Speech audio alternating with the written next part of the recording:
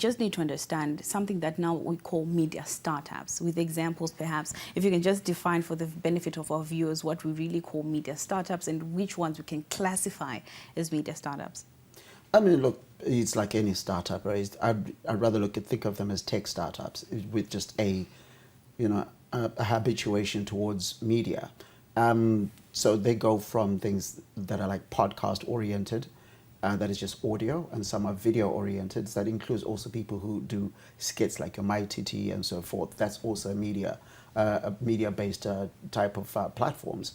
And as far as those that have turned into businesses, you've seen those go through influencer style. I know we can talk about the monetization a little bit later, but to define them, largely most of it is about what sort of content they want to engage with or want their users to engage with. So now, in your experiences using the Zimbabwean context, how difficult is it for one to start up these medias, these digital medias, or these tech platforms, like you call them? Can they withstand and survive the Zimbabwe socio-economic environment as well as the political environment? Well, I mean, to be honest, it depends on why you're doing it. When we started in 2008, it was never meant to be a business. It was just an outlet in which we just expressed ourselves. It was, like I said, I'm a writer, so there was space for creative expression. It was only later that opportunities for financing started. And I think the financing aspect is a lot easier than the idea, because I've seen a lot of people start where there's a podcast, where there's a blog, they do the first 5 episodes and they run out of steam, because the hardest thing is the idea as opposed to whether you can monetize it, because you can monetize pretty much anything if you decide to focus on the money. But one thing that is more difficult to sustain is that if your focus is the money, then you're going to run out of steam, because if the money doesn't come in time, you do not feel like it is worth the effort. Speaking out of ourselves, we were there from 2008. The first time we earned a single dollar from our platform was 2015. And as I say, that's mostly because we never tried to monetize it early on.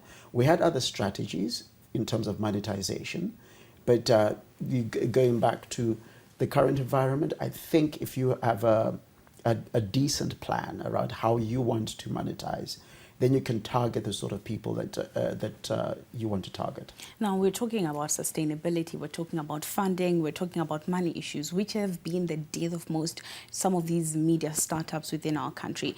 Not forgetting, of course, the inability to gather unique, exciting content that keeps viewers wanting more and more from you. Critics now argue that there is some sort of limit to the monetization of online content, if there isn't all. What is your take on this, and how can Zimbabwe media startups generate revenue, even aside from those ad revenues that come through from Google and other services online? Well, I mean, you've got to evolve a lot of the times. Like, for example, we're going into a lot of AI-based content, and I think what that allows you to do is to become more efficient and be able to serve a lot more of your audience a bit faster, not just your audience, but potential financial partners. Now, to give you the different options that exist for who you can partner with, you can create content that is targeted at specific businesses and their interests, and then get them to come on board. That's one way that you can do it. We've done that with a podcast that we did for DSTV, nonetheless. But what we had was that it was a podcast that was focused on content, development. And we're able to interview, for example, Mr. Tech from here and so forth, to get people excited about content that's coming from platforms like ZTN Prime. Then the other one is where you go and pitch an idea to a potential client. And what you have already is a proof of concept, because look, we've got, for example, our platform's got 10 different podcasts. So we say, look, we can provide a specific type of piece of content for you. This is an example of what we've done.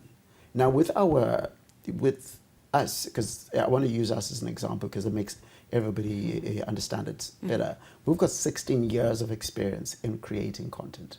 And because we've got 16 years of experience of creating content, it gives us a unique position where if we go to a specific client and say, look, we've been here and are going to be here, they will come and invest in you. And that's what I'd say to a startup today. You need to be seen as predictably going to be there next year or the year after.